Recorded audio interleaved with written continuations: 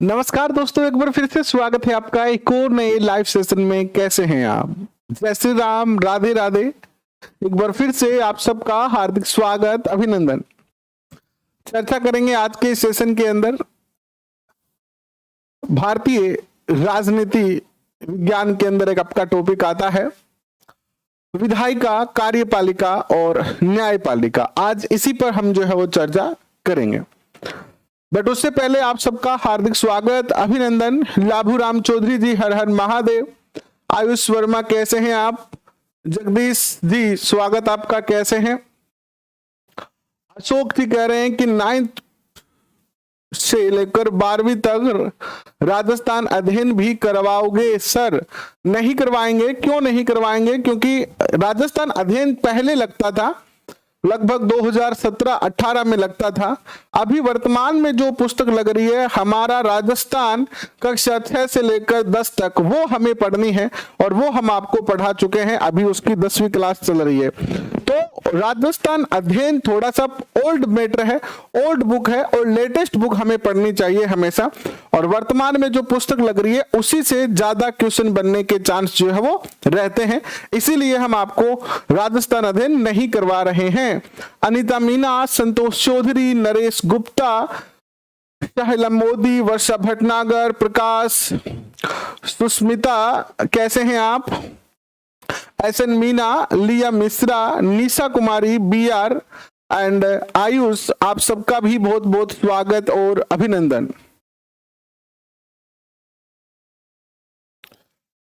तो चलिए करते हैं शुरुआत। लेकिन इस टॉपिक को पढ़ने से पहले कुछ बातें मैं आपके सामने स्पष्ट कर देता हूं, क्योंकि इस टॉपिक को मैंने आपको एक दिन, जैसे पहले हमें हालांकि क्रम के अनुसार देखें सिलेबस के, तो ये टॉपिक अब तक हो जाना चाहिए था, लेकिन इससे पहले हमने टॉपिक को छोड़ा था और 73वां 74वां संविधान संशोधन हमने पढ़ा। तो टॉपिक को मैंने क्यों छोड़ा था और इस टॉपिक को समझने से पहले कुछ चीजें समझनी जरूरी है। मैं इस टॉपिक को अपनी बुद्धि से करवा रहा हूं, मैंने कोई गाइड मेरे पास अभी है नहीं, मैं किसी गाइड से देखकर आपको टॉपिक जो है वो नहीं करवा रहा हूं। पहली बात आप अपने दिमाग में बैठे। अगर आप में से कुछ बच्चे ऐसे भी हैं, बहुत सारे बच्चे जो कोचिंग में पढ़ रहे हैं राजस्थान की अलग अलग कोचिंग में, तो आप मुझे बताइएगा, देखिएगा कि आपकी कोचिंग में क्या करवा रहे हैं और आपकी गाइड में कैसा ये टॉपिक दिया है। इस टॉपिक को समझने से पहले, करने से पहले जो बातें आपको स्पष्ट करनी है वो ये है कि विधायिका, कार्यपालिका और न्यायपालिका, ये तीन इतने बड़े टॉपिक हैं कि अगले कम से कम 15 दिन तक, है ना, इन पे हम डिस्कस कर सकते हैं। मैं एक छोटा सा उदाहरण लेता हूं विधायिका का। तो विधायिका के अंदर क्या आता है? राष्ट्रपति आता है, लोकसभा आती है, राज्यसभा आती है। तो एक दिन राष्ट्रपति का, एक दिन कम से कम लोकसभा का, एक दिन कम से कम राज्यसभा का, 3 दिन। इसके बाद विधायिका के अंदर आता है राज्यपाल, इसके अंदर आता है आपका विधान सभा और विधान परिषद, 3 दिन इनके। 6 दिन तो विधायिका के होते हैं। 6 दिन आपका टॉपिक होता है विधायिका का। अगर इसके डिटेल में अगर हम चलते हैं तो, अगर इसकी डिटेल में चलते हैं तो 6 दिन का टॉपिक है केवल विधायिका का। इसके बाद कार्यपालिका के अंदर आते हैं आपके प्रधानमंत्री, मंत्रिपरिषद, राज्यपाल, मुख्यमंत्री और उनकी मंत्रिपरिषद, प्लस जितने भी गवर्नमेंट एम्प्लॉई है, आईएएस वगैरह है, उन सब के बारे में हमें पढ़ना पड़ता है। तो कम से कम 3 दिन इसका टॉपिक का लग जाएगा, क्योंकि हम प्रधानमंत्री करेंगे, फिर उनकी मंत्रिपरिषद करेंगे, उनके कार्य करेंगे, तो 1-2 दिन का टॉपिक होता है। टोटल जो है 4 दिन इसमें लग जाते हैं। ठीक है। इसके बाद न्यायपालिका के अंदर आते हैं हम। तो न्यायपालिका के, ये एक अलग सेपरेट टॉपिक है। न्यायपालिका कम से कम 2 दिन का ये टॉपिक है। तो इस तरीके से करके 12 से 15 दिन इस पूरे टॉपिक को समझने में लगते हैं। ठीक है। अब क्या हम इस टॉपिक को इतना ज्यादा विशाल या इतने ज्यादा डीप में पढ़ेंगे क्या, या हमें पढ़ना चाहिए क्या? अभी मुझे आइडिया नहीं है कि आपकी गाइड में क्या दिया है, आपको कोचिंग में क्या पढ़ाया जाएगा। फिर मैंने इसका बड़ा अध्ययन किया आज 4 बजे के बाद 4 बजे तक तो अपनी क्लास थी ही, 4 बजे से लेकर 5 बजे तक केवल यह सोचा गया कि इस टॉपिक को हम कितना पढ़ें। भाई अगर इस टॉपिक के डिटेल में जाते हैं तो ये तो टॉपिक अपने आप में बड़ा विशाल टॉपिक है, और चूंकि हम रीट विषय की तैयारी कर रहे हैं तो हमें इस टॉपिक को कहां तक पढ़ना चाहिए। इसके बाद मैंने सोचा कि हमें इसे एनसीईआरटी से पढ़ना चाहिए। जब हमने एनसीईआरटी को खंगाला तो कक्षा 11th जो वर्तमान सिलेबस में लगी हुई है, वर्तमान सिलेबस में जो कक्षा 11th लगी है एनसीईआरटी की, उसका पुस्तक है आपका एनसीईआरटी का, और उस पुस्तक के अंदर जो है आपका चैप्टर नंबर 4, चैप्टर नंबर 5 और chapter number 6, chapter number 4, chapter number 5 और चैप्टर नंबर 6 कक्षा 11 की जो पुस्तक है राजनीति विज्ञान की, उसके अंदर ये चैप्टर ऐसे के ऐसे ही दिए गए हैं। तो फिर हमें पता चला इस बात का कि ये जो सिलेबस बनाया गया है ये कहां से बनाया गया है। तो सिलेबस बनाया गया है आपका एनसीईआरटी से। ये जो आपका पूरा पॉलिटी का सिलेबस है वो पूरा का पूरा, जैसे कि दूसरा चैप्टर है कक्षा 11 का संविधान के अधिकार, भारतीय संविधान के अधिकार। तीसरा चैप्टर हमारे काम का नहीं है, चुनाव व प्रतिनिधि, इसको हम छोड़ दे रहे हैं। चौथा चैप्टर है कार्यपालिका, पांचवा चैप्टर है विधायिका, छठा चैप्टर है न्यायपालिका, और ये तीनों के तीनों चैप्टर। इसके बाद 8वां चैप्टर है स्थानीय स्वशासन। स्थानीय स्वशासन मैंने आपको करवा दिया है। तो कक्षा 11 से आपके 4 चैप्टर जो हो सीधे के सीधे उठाए किसने? सिलेबस बनाने वाली टीम ने।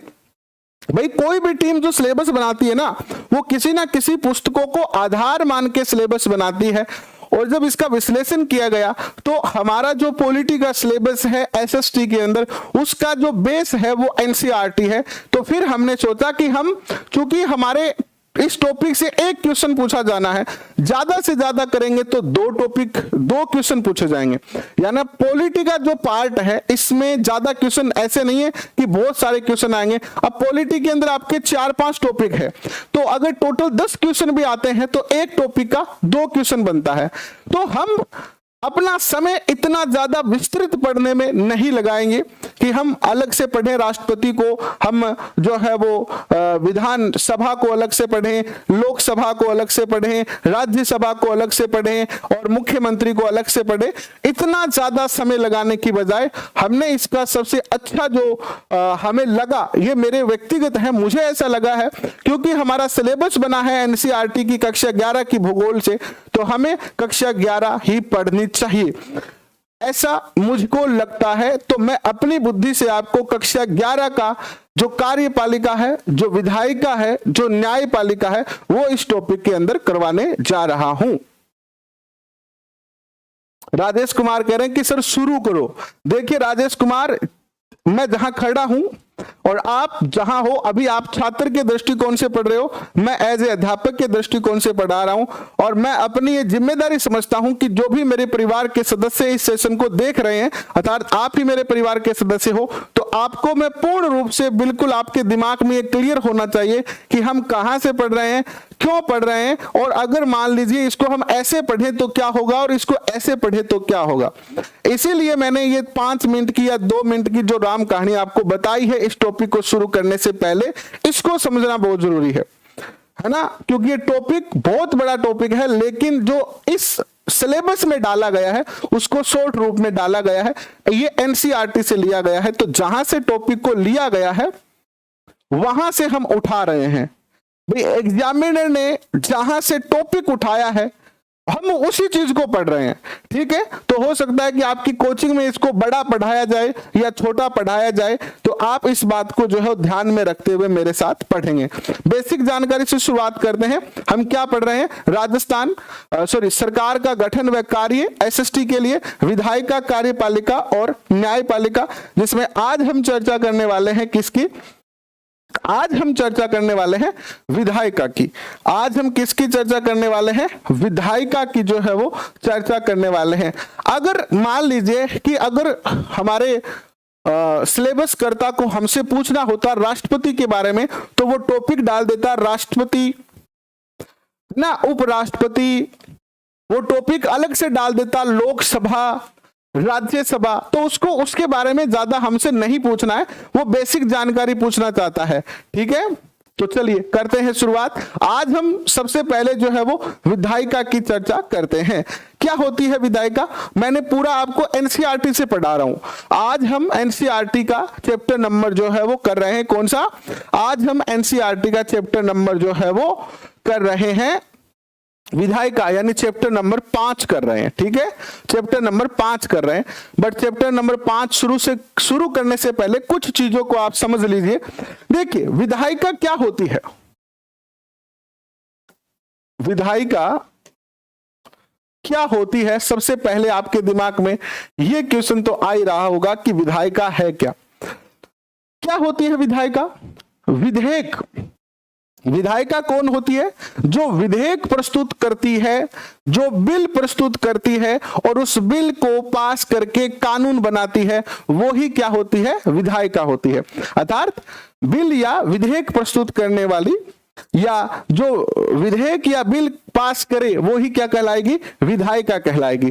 ठीक है, लिख लेते हैं, बेसिक जानकारी है, समझ लीजिए। जो बिल भी कहते हैं विधेयक को, बिल या विधेयक पास करे यानी संसद में पास करे, वो ही क्या कहलाती है? विधायिका कहलाती है। और ये बिल और विधेयक कहां पर होते हैं? ये संसद में पास होते हैं। कहां पर होते हैं? संसद में क्या होते हैं? पास होते हैं।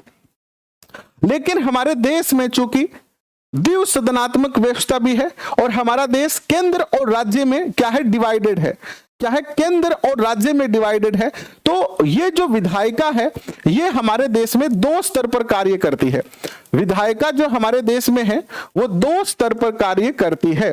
कौन कौन से वो 2 स्तर हैं देखिएगा। विधायिका हमारे देश में 2 स्तर पर कार्य करती है।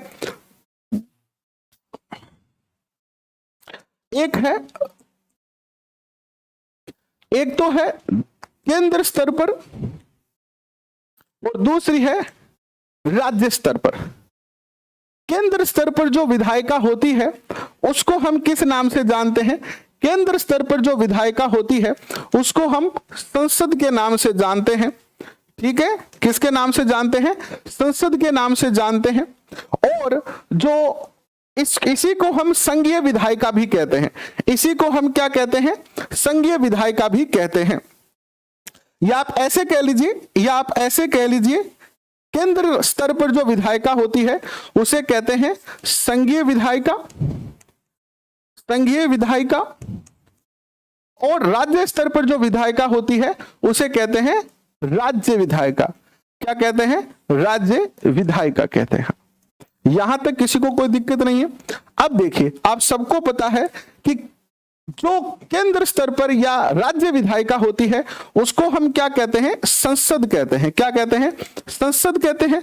और संसद जो है वो 3 चीजों से मिलकर बनी है, जिसमें एक तो आपके होते हैं कौन? राष्ट्रपति होते हैं, एक होती है आपकी लोकसभा, ठीक है, और एक होती है आपकी राज्यसभा।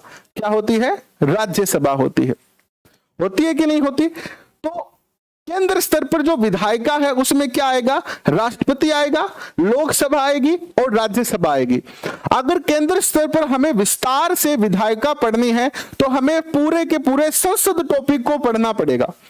अगर इस टॉपिक को डीप पढ़ना है, किसी को बहुत ज्यादा गहराई से पढ़ना है, हालांकि रीट के दृष्टिकोण से मुझे नहीं लगता है कि पढ़ना चाहिए, फिर भी मैं आपकी भी राय लेना चाहता हूं कि आप अगर चाहोगे कि आप गुरुजी हमें एनसीईआरटी भी पढ़ा दीजिए और आप हमें राष्ट्रपति अलग से पढ़ा दीजिए, आप हमें लोकसभा पढ़ा दीजिए, आप हमें राज्यसभा पढ़ा दीजिए।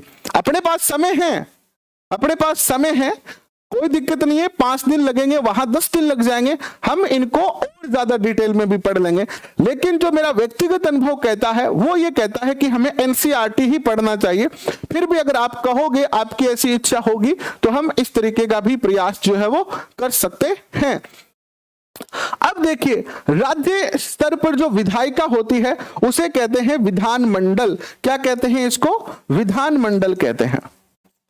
विधान मंडल कहते हैं। और विधान मंडल किसके द्वारा बनता है? विधान मंडल भी 3 चीजों से बनता है, जिसमें एक तो होता है आपका राज्यपाल होता है। जैसे केंद्र में राष्ट्रपति होता है वैसे ही राज्य में राज्यपाल होता है।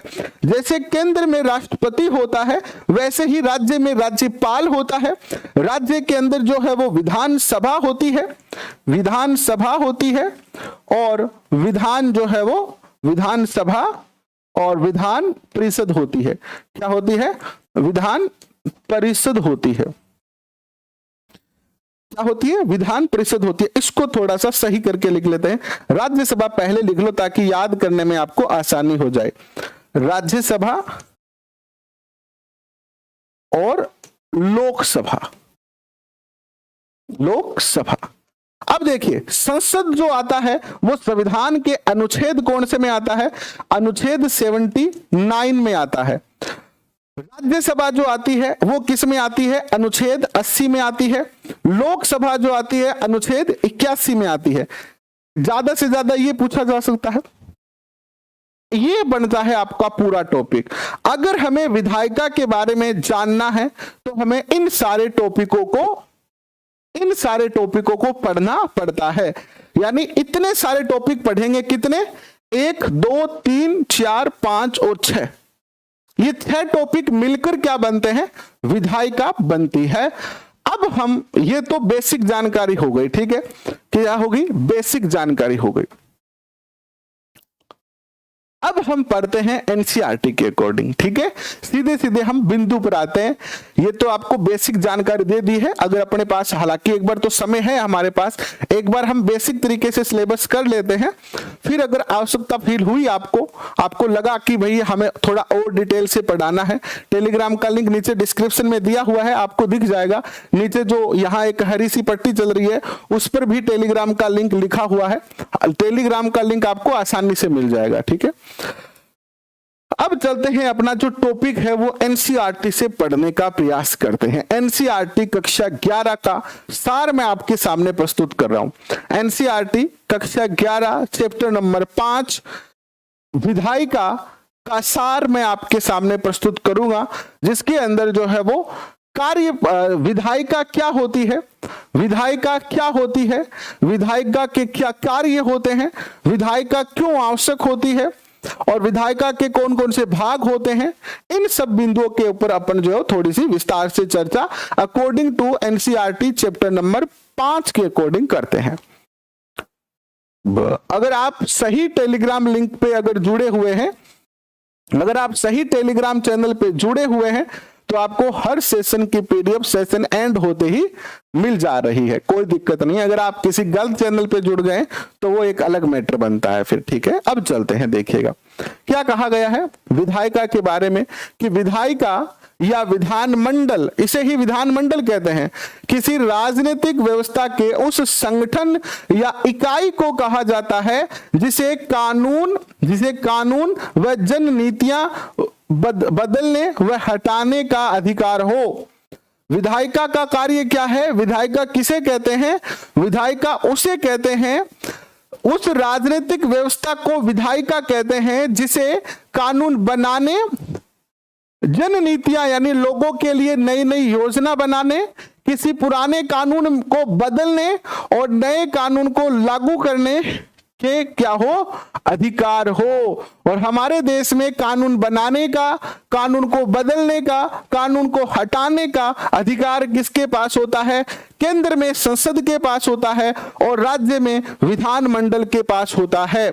हमारे देश में कानून बनाने, कानून में संशोधन करने, कानून को हटाने, इन सब के जो अधिकार हैं वो केंद्र सरकार के अंदर बात करें तो संसद के पास होता है और राज्य के अंदर जो होता है वो होता है विधान मंडल के पास। सर जी, राज्य विधान मंडल में अब आंग्ल भारतीय सदस्य राज्यपाल नहीं चुनता है ना?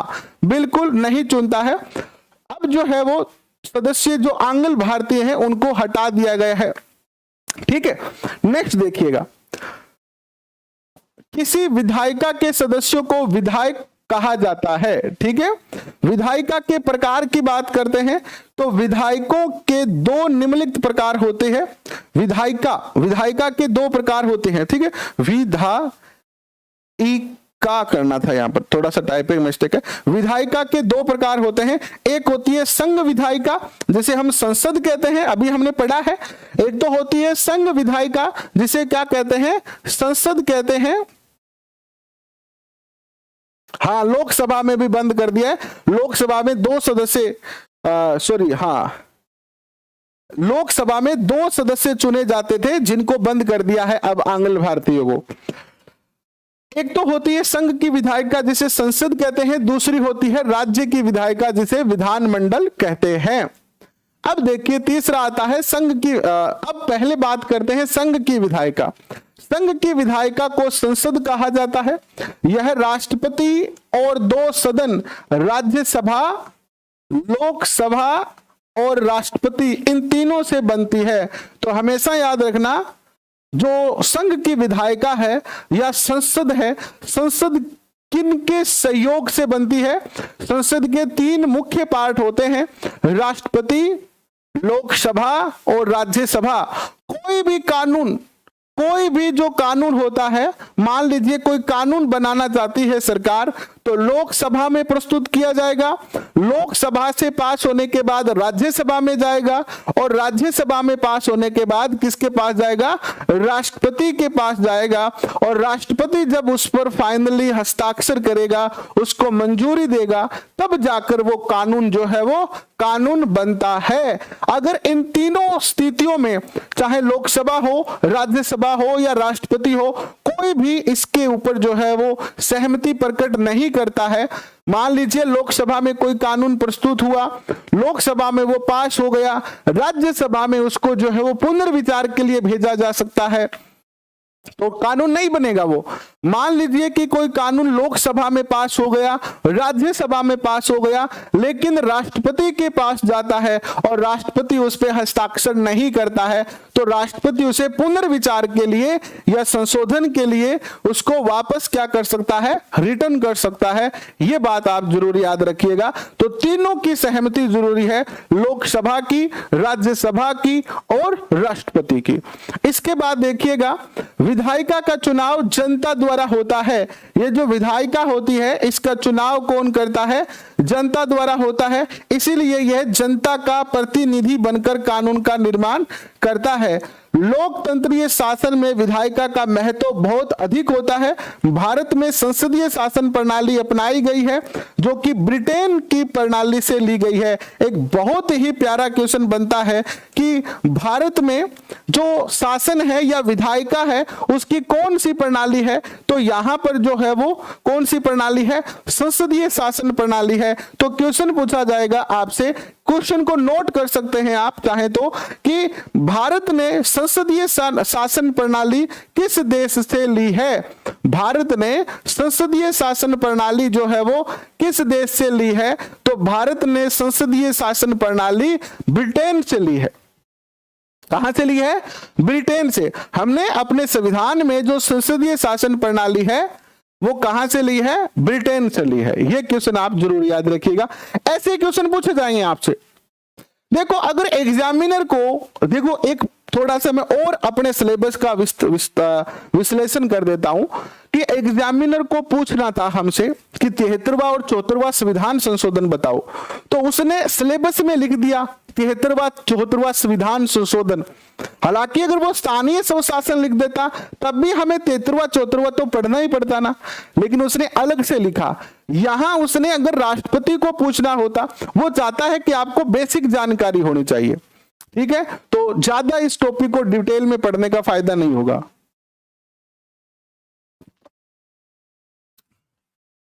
ज्यादा इस टॉपिक को डिटेल में पढ़ने से कोई ज्यादा अपने को बेनिफिट नहीं होने वाला है। कोटा से सुनील, कैसे हैं आप? बहुत बहुत स्वागत आपका। नेक्स्ट क्वेश्चन देखिए आपके स्क्रीन पर क्या आता है। नेक्स्ट क्वेश्चन आता है आपके स्क्रीन पर कि संसद के 3 अंग होते हैं। संसद के 3 अंग होते हैं, राज्यसभा, लोकसभा, राष्ट्रपति।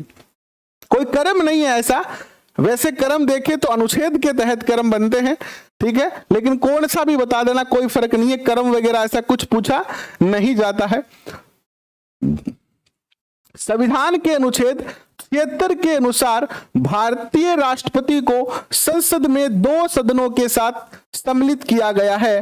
तो क्वेश्चन पूछा जाएगा कि राष्ट्रपति संसद का पार्ट है, ये किस संविधान के अनुच्छेद में है? तो संविधान के अनुच्छेद 76 में राष्ट्रपति को संसद के 2 सदन राज्यसभा और लोकसभा के साथ क्या करा गया है? सम्मिलित किया गया है।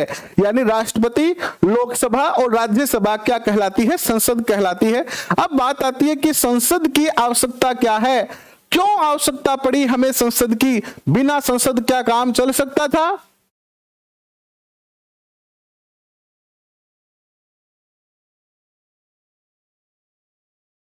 बिल्कुल, ये बात आप पवन कुमार जी बहुत अच्छी बात बताई है आपने।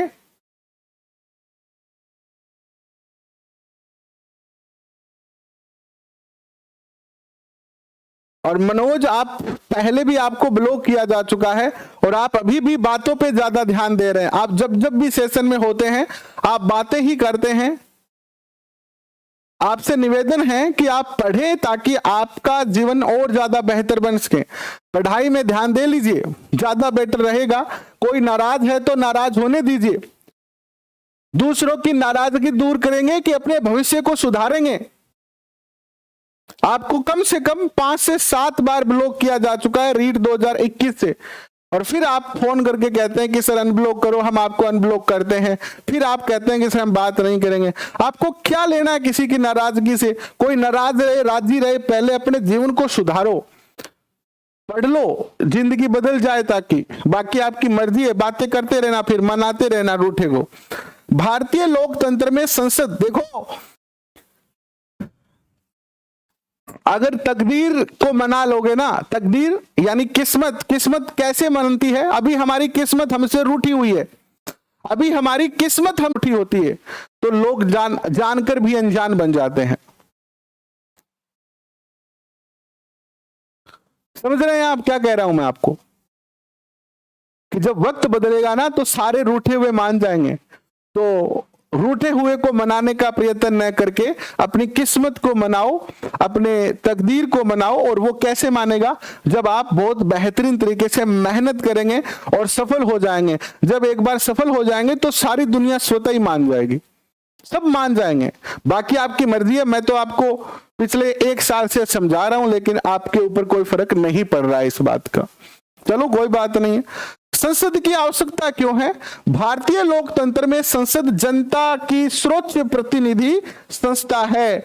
जो हमारा लोकतंत्र है इसमें संसद जो है वो जनता का सर्वोच्च प्रतिनिधि है, और इस माध्यम से आम लोगों की संप्रभुता को अभिव्यक्ति मिलती है। संसद के अंदर जो लोग होते हैं, खासतौर पर लोकसभा में, वो जनता डायरेक्ट चुन के भेजती है। लोकसभा के जो सदस्य होते हैं उनको जनता अपने मत से चुनकर भेजती है। तो इसीलिए संसद में जनता का डायरेक्ट क्या होता है? हाँ, 79 लिखा हुआ है ना, 79 आर्टिकल 79 76 है। 1 मिनट में देख लेता हूं मेरे पास 79 कैसे लिखा है। 1 मिनट को, हो सकता है मुझसे कोई टाइपिंग मिस्टेक हो गई हो। रुको, 79 में क्या है? 1 मिनट रुको। 79 मैंने बताया है आपको। देखो 79 में जो है वो संसद है, ठीक है। और 76 में क्या है? 1 मिनट रुको, मेरे से टाइपिंग मिस्टेक हो गई होगी, मैं चेक करता हूं। 1 मिनट रुको ना, 76 क्यों लिख दिया मैंने?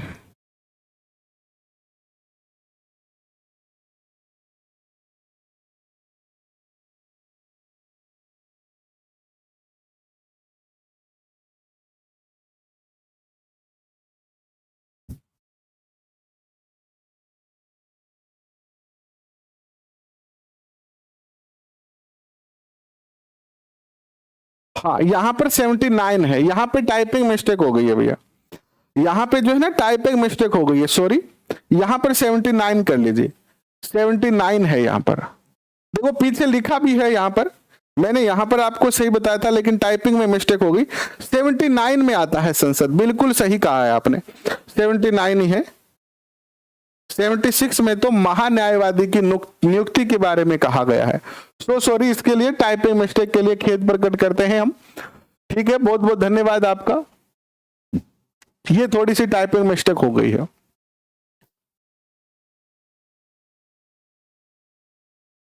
ठीक है, अब देखिए नेक्स्ट क्या आता है। नेक्स्ट क्या आता है, पहला तो क्या है, ये सर्वोच्च प्रतिनिधि है भारत की जनता की। दूसरा, आम लोगों की संप्रभुता को यहां पर अभिव्यक्त किया जाता है। कहां पर? संसद में। इसलिए संसद की आवश्यकता है। दूसरी आवश्यकता क्या बताइए संसद की? हाँ, महान्यायवादी की नियुक्ति की बात है 76 में, बिल्कुल सही कहा। संसद की आवश्यकता इसलिए है क्योंकि संसद इस बात का प्रमाण है कि हजारों राजनीतिक व्यवस्था में जनता सबसे ऊपर है और जनमत ही सर्वोपरि है। संसद इस बात का क्या है? प्रमाण है कि भारत में जनता ही सबसे ऊपर है, क्योंकि जनता ही सबको चुनकर भेजती है, जनता के द्वारा ही सभी चुने जाते हैं। फिर देखिए, संसदीय जो शब्द है इसका अर्थ ऐसी लोकतांत्रिक राजनीतिक व्यवस्था से है जहां सर्वोच्च शक्ति लोगों के प्रतिनिधियों के उस निकाय में निहित हो जिसे संसद कहते हैं। यानी सर्वोच्च जो शक्ति है वो किसी एक व्यक्ति के हाथ में नहीं है। सर्वोच्च शक्ति किसके हाथ में है? जो जनता के सारे प्रतिनिधि है उन्हीं के हाथ में है।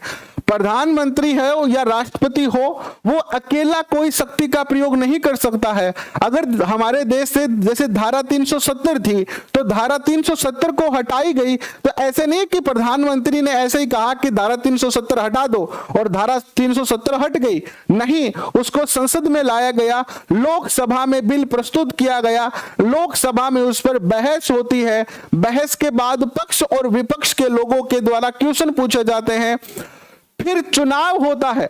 कहां पर? संसद में। जो संसद के सदस्य होते हैं उनके अंदर जो है वो चुनाव होता है कि कौन कौन है जो इस धारा को हटाने के पक्ष में है, कौन कौन है जो इसके पक्ष में नहीं है। और जब बहुमत प्राप्त हो जाता है, अगर बहुमत पक्ष में आ जाता है तो वो कानून के रूप में बना दिया जाता है, और अगर बहुमत नहीं मिलता है तो वो खत्म हो जाता है। तो इस प्रकार जो है वो सुरेश सिंह चौधरी जी, मैटर जो हम करवा रहे हैं, पहली बात तो सारे सब्जेक्ट क्यों पढ़ा रहे हैं? देखिए, हमारे पास कोई टीम नहीं है। मेरा जो मुख्य सब्जेक्ट है मेरे ग्रेजुएशन के अंदर वो हिस्ट्री, ज्योग्राफी और पॉलिटी रहा है। ठीक है, ये 3 सब्जेक्ट मेरे रहे हैं। मैं आर्ट से हूं, इसलिए तीनों सब्जेक्ट मेरे ज्योग्राफी, हिस्ट्री और पॉलिटी मैंने पढ़े हैं, इसलिए मैं इनकी बेसिक जानकारी रखता हूं।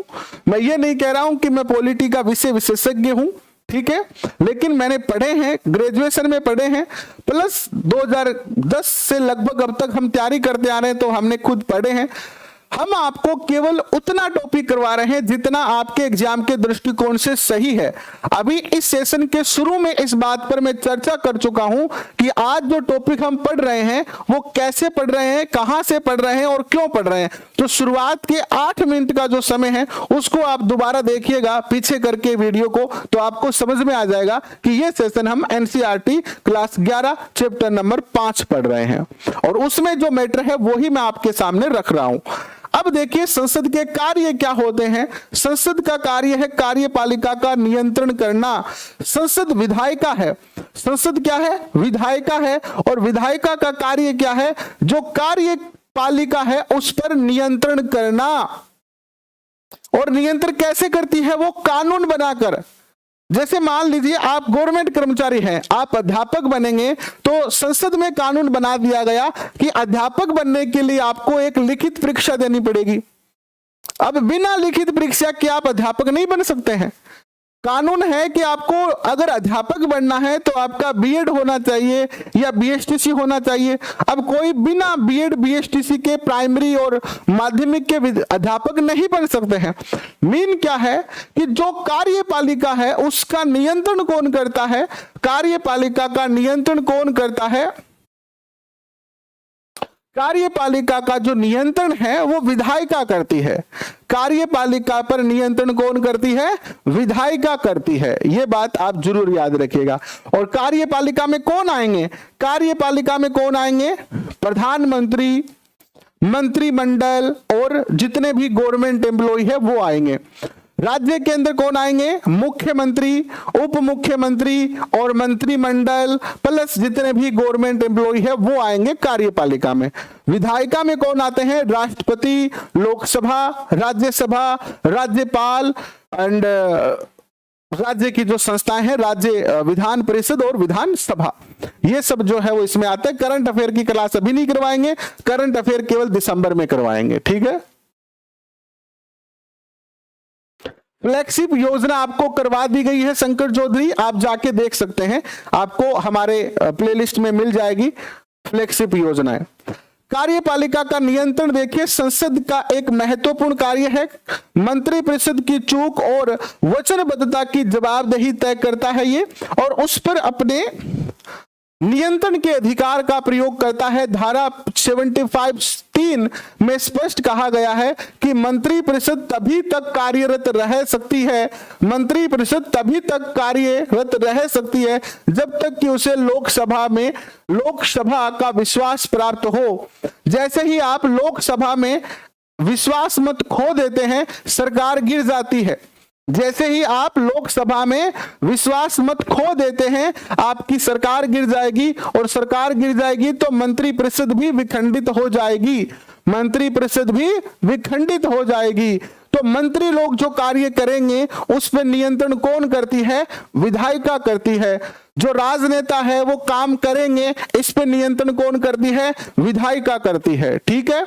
दूसरा, संसद का यह महत्वपूर्ण कार्य एवं जवाबदेही शासन को सुनिश्चित करता है। दूसरा है कानून बनाना। संसद का पहला कार्य क्या है? विधायिका का पहला कार्य क्या है? विधायिका का पहला कार्य क्या है? विधायिका का पहला कार्य क्या है? कार्यपालिका पर नियंत्रण रखना। विधायिका का दूसरा कार्य क्या है? कानून बनाना।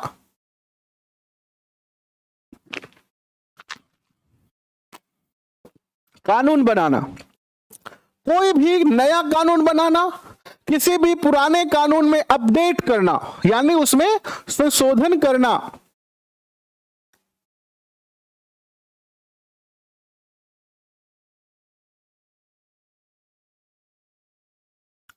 क्या कहा गया है कि कानून बनाना किसी भी विधानमंडल का या विधायिका का प्रधान कार्य है, मुख्य कार्य है। भारत की संसद उन तमाम विषयों पर कानून बनाती है जो संघ सूची और समवर्ती सूची का विषय है। क्वेश्चन कैसे पूछा जा सकता है? संसद किन विषयों पर कानून बना सकती है? ऑप्शन आएगा संघ सूची पर, ऑप्शन आ जाएगा राज्य सूची पर, ऑप्शन आ जाएगा समवर्ती सूची पर, और चौथा ऑप्शन आ जाएगा 1 और 3 दोनों। 1 और 3 दोनों। तो आपको ध्यान रखना है कि संसद जो कानून बनाएगी वो संघ सूची और समवर्ती सूची पर बनाएगी, और जो विधानमंडल कानून बनाएगा वो किस पे बनाएगा? विधानमंडल कानून बनाएगा राज्य सूची पर। ऐसे ही सिंपल क्वेश्चन पूछे जाएंगे, निम्न में से विधानमंडल किस पे कानून बना सकता है? संघ सूची के विषयों पर, राज्य सूची के विषयों पर, या समवर्ती सूची के विषयों पर? तो यहां पर आप बताओगे कि विधानमंडल राज्य सूची के विषयों पर ही कानून बना सकता है, ठीक है। नेक्स्ट क्वेश्चन देखिएगा, वित्त का नियंत्रण भी यह करता है। वित्त यानी पैसा। पैसा, हम सब लोग जितना भी पैसा कमाते हैं उसका टैक्स भरते हैं।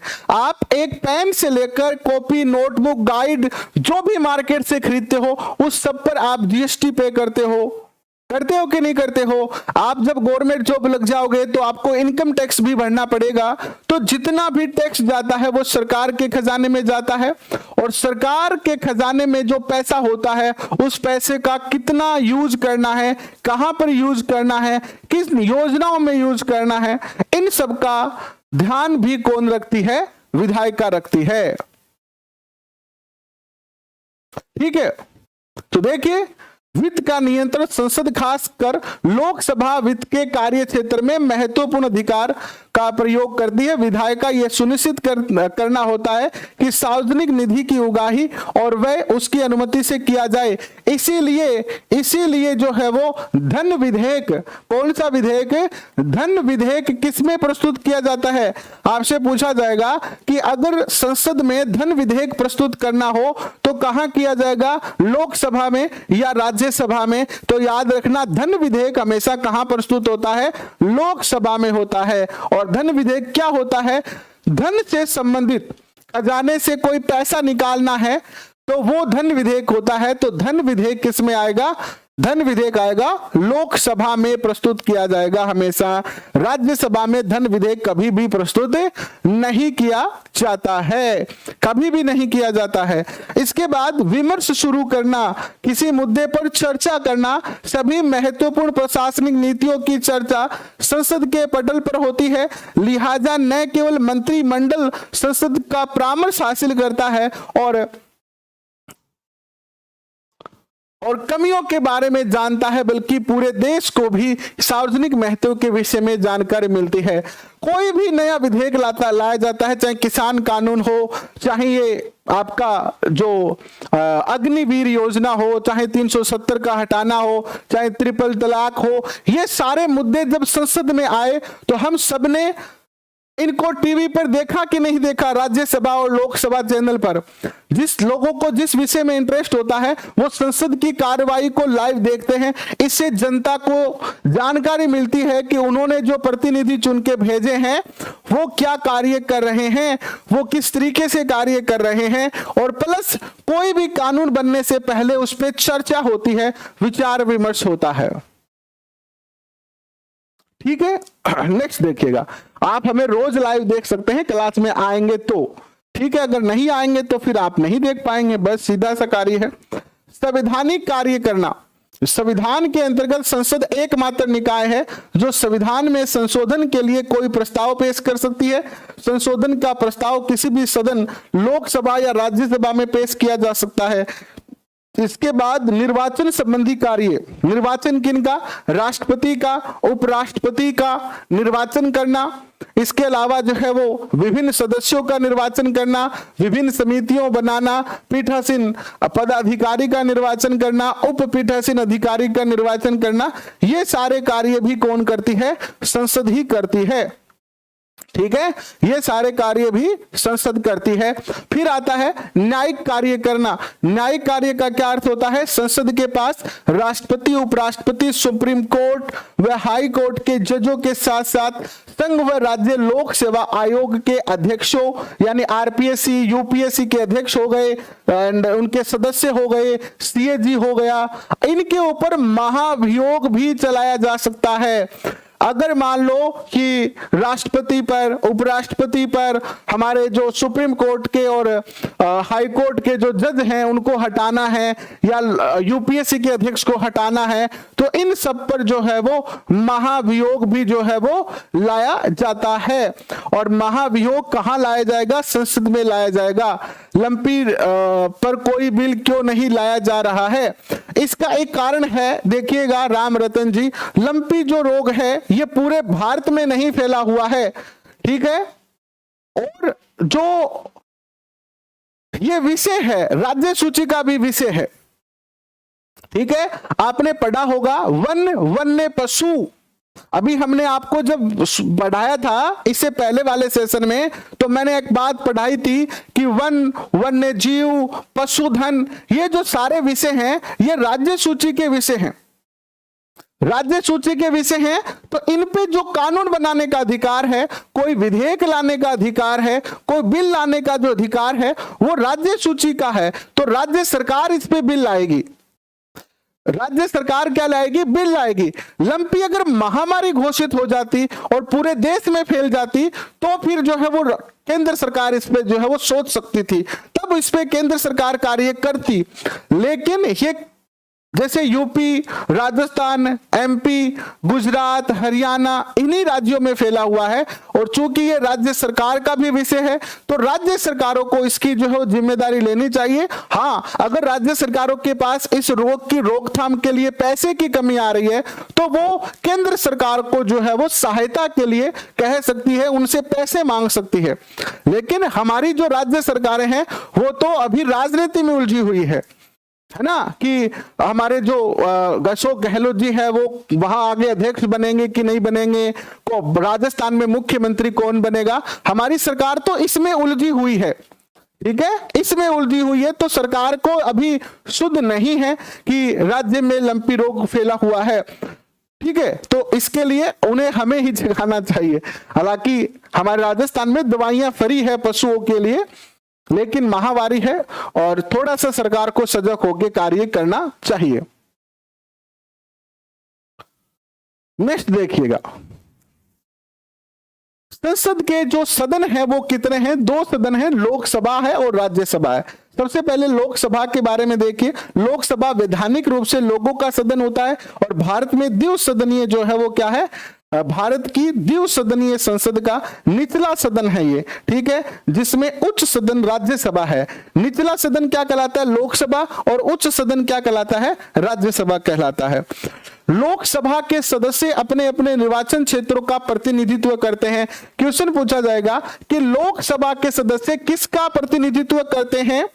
निम्न में से लोकसभा का सदस्य प्रतिनिधित्व करते हैं अपने राज्य का, अपने निर्वाचित क्षेत्र का।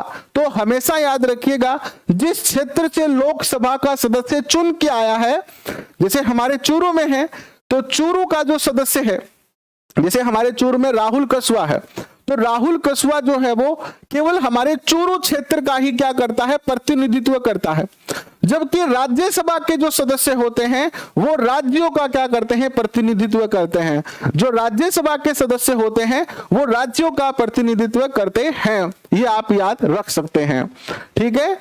और इनका कार्यकाल 5 साल तक तथा जब तक राष्ट्रपति केंद्रीय मंत्रिपरिषद की सलाह पर संसद को भंग नहीं कर देता है तब तक रहता है। सदन संसद भवन नई दिल्ली के लोकसभा कक्ष में जो है मिलती है और लोकसभा में वर्तमान में 543 सीटें जो है वो है, ठीक है। बेसिक जानकारी बताइए यहाँ पर लोकसभा की शक्तियां। जैसे कि मैंने शुरू में बताया है कि लोकसभा टॉपिक अपने आप में एक पूरा दिन का टॉपिक है, राष्ट्रपति अपने आप में एक पूरे क्लास का टॉपिक है, लोकसभा राज्यसभा अपने आप में एक पूरा अलग टॉपिक है, लेकिन हमसे इतना डिटेल में नहीं पूछा जाएगा, इसीलिए हम एनसीईआरटी से कर रहे हैं। लोकसभा की शक्तियां और कार्य क्या है? संघ सूची व समवर्ती सूची के विषय पर कानून बनाना और मान विधायकों तथा सामान्य विधायकों को प्रस्तुत और पारित करना। जो भी विधेयक आते हैं उनको क्या करना? प्रस्तुत करना और उनको पारित करना। सरकार के कर प्रस्ताव, बजट और वार्षिक वित्तीय वक्तव्यों की स्वीकृति देना। राष्ट्रपति और उपराष्ट्रपति का चुनाव करती है तथा सर्वोच्च न्यायालय और उच्च न्यायालय के न्यायाधीशों को हटा सकती है, ठीक है। नेक्स्ट देखिए, समिति और आयोग का गठन कर सकती है लोकसभा, उनके प्रतिवेदन पर विचार करती है, आपातकाल की घोषणा की स्वीकृति देती है राष्ट्रपति को और संविधान संशोधन कर सकती है। राज्यसभा क्या कर सकती है? देखिएगा, राज्यसभा कौन कौन से कार्य कर सकती है? राज्यसभा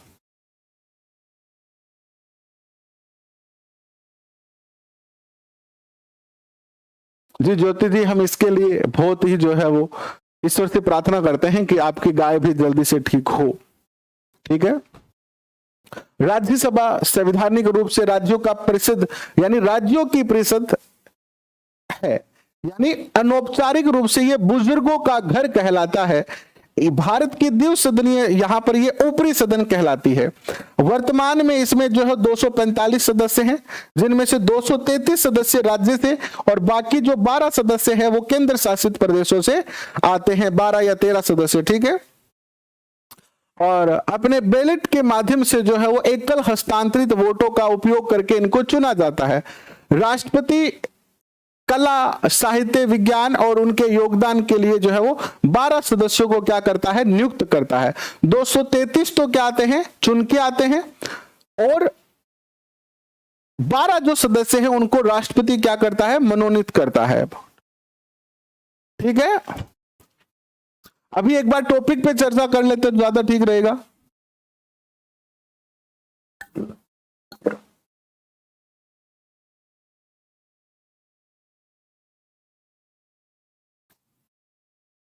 नेक्स्ट देखिएगा, नेक्स्ट क्या कहता है आपसे, नेक्स्ट ये कहता है, यानी अगली बात ये आती है कि राज्यसभा नई दिल्ली के संसद भवन में जो है वो नामित है और 18 जुलाई 2018 को राज्यसभा में जो 22 अनुसूचियों की जो भाषाएं हैं उन पर जो है वो व्याख्या की सुविधा दी गई है। राज्यसभा की शक्ति क्या है, कार्य क्या है, सामान्य विधेयक पर विचार विमर्श कर उन्हें पारित कर सकती है, धन विधेयक में संशोधन प्रस्तावित कर सकती है। अगर धन विधेयक आता है लोकसभा में पास होकर राज्यसभा में और इनको लगता है कि इसमें जो है वो संशोधन होना चाहिए,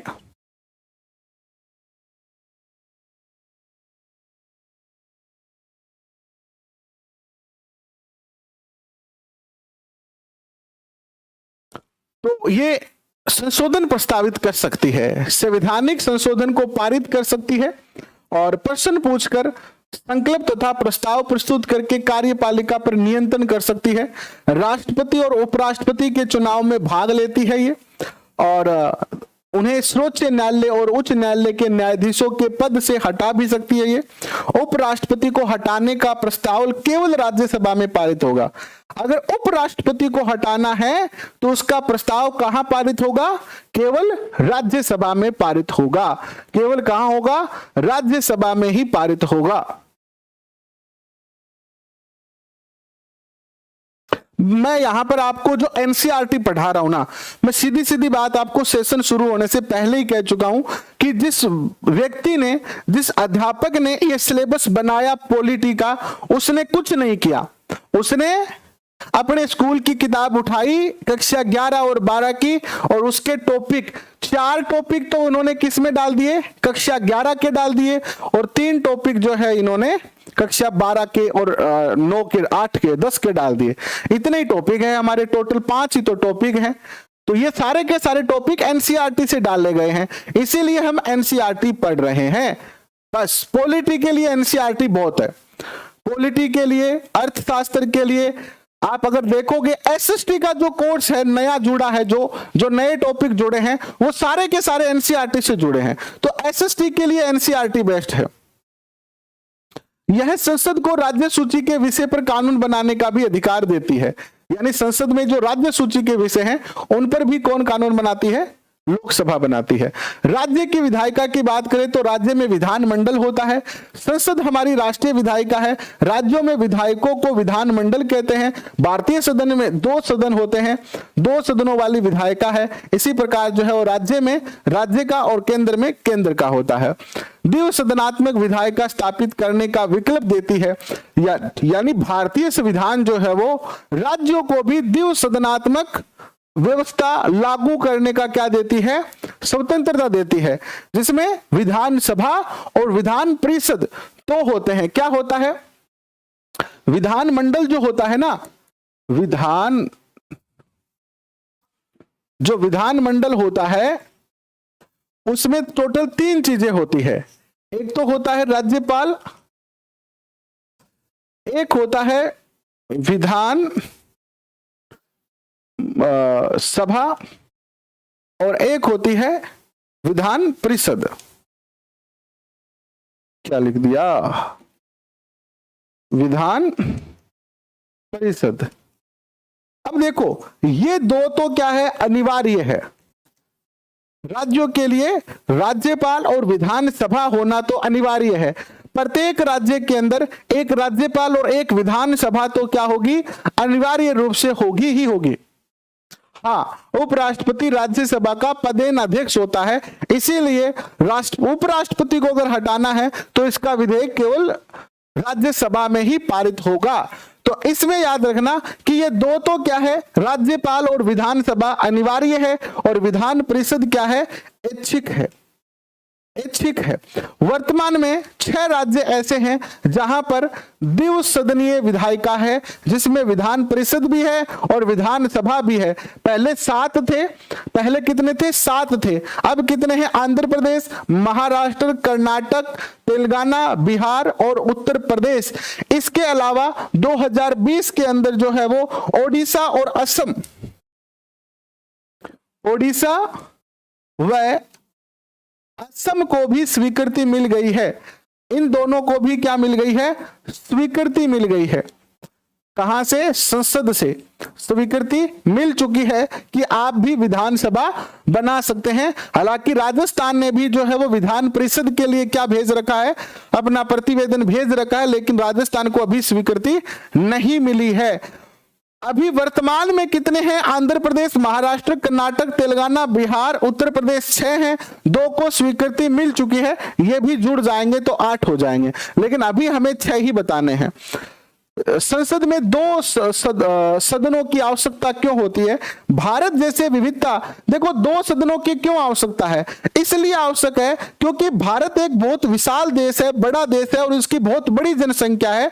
तो भारत के प्रत्येक क्षेत्र का प्रतिनिधित्व संसद में हो, इसीलिए जो है 2 सदनों की व्यवस्था की गई है। ठीक है, बड़े देश में द्विसदनात्मक राष्ट्रीय विधायिका की जरूरत इसलिए है ताकि इसलिए समाज के सभी वर्गों और देश के सभी क्षेत्रों को समुचित प्रतिनिधित्व दिया जा सके। द्विसदनात्मक विधायिका का एक और लाभ यह है कि संसद के प्रत्येक निर्णय पर दूसरे सदन में क्या हो जाता है? पुनर्विचार हो जाता है। लोकसभा कोई कानून बनाती है तो राज्यसभा उसका पर पुनर्विचार करती है, तो गलत कानून बनने के बहुत कम चांस होते हैं। टेलीग्राम पर इनके नोट्स मिलेंगे, इनको पूरा लिखे या आधा लिखे। इनमें जो मोस्ट लाइन है, खास तौर पर लाल रंग से जो लिखी गई है, उनको तो आपको याद रखना ही है। बाकी ये मैंने एनसीईआरटी के चैप्टर को शॉर्ट ही किया है यहाँ पर। अगर एनसीईआरटी का चैप्टर पढ़ोगे ना तो वो तो आपसे पढ़ा ही नहीं जाएगा, वो तो बड़ा कठिन यानी कहानी के रूप में है। उसको पढ़ के तो आप एक लाइन निकालना भी मुश्किल होता है एक आम बच्चे के लिए, एक नए बच्चे के लिए तो और भी ज्यादा कठिन होता है। एक सदन द्वारा लिया गया प्रत्येक निर्णय दूसरे सदन के निर्णय के लिए भेजा जा सकता है। इसका लाभ यह होता है कि प्रत्येक विधेयक और नीति पर 2 बार जो है वो क्या किया जा सकता है? विचार किया जा सकता है। तो हमारी संसद जो है वो कोई भी गलत कानून जो है वो नहीं बना पाती है इसके कारण। ठीक है, नेक्स्ट देखिएगा, यदि एक सदन जल्दबाजी में कोई निर्णय लेता है तो दूसरे सदन में बहस के दौरान उस पर पुनर्विचार किया जा सकता है। तो इसीलिए जो है वो क्या है? 2 सदन की आवश्यकता है। जैसे मान लीजिए कि आपको कोई फैसला करना है, ठीक है, एक तो आप अपनी मनमर्जी से खुद फैसला कर लिया, अरे एक थारो जिया ब्याह विडो है, ठीक है, और थारे घरे थारे लुगाई भी है यानी पत्नी है आपकी, तो थे पूछो थारी पत्नी ने कहा, हाय शानी तू बता कि मैं एनसीईआरटी से तैयारी करूं कि कोई गाइड पढ़ूं? मेरे तो जी यहाँ करे कि एनसीईआरटी ने तो पढ़ना दूर है, तो आपका कोई गाइड लिया हुआ बहने पढ़ ले।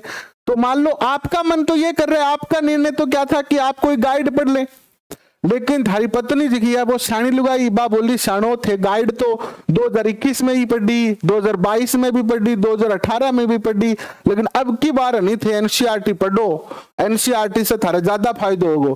तो आपने जो निर्णय लिया, यानी हो सकता है कि मैं कुछ गलत निर्णय ले लूं, लेकिन अगर मैं किसी अपने साथी से पूछूंगा, उस पर उसके साथ अगर विचार करूंगा तो मेरा गलत निर्णय वो सही करने का मुझे मौका मिल जाएगा कि नहीं मिल जाएगा?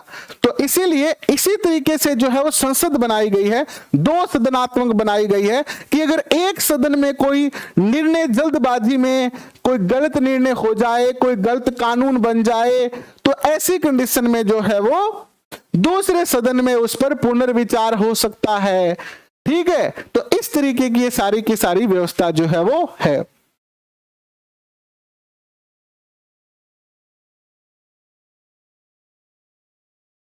ठीक है, आगे बढ़ते हैं।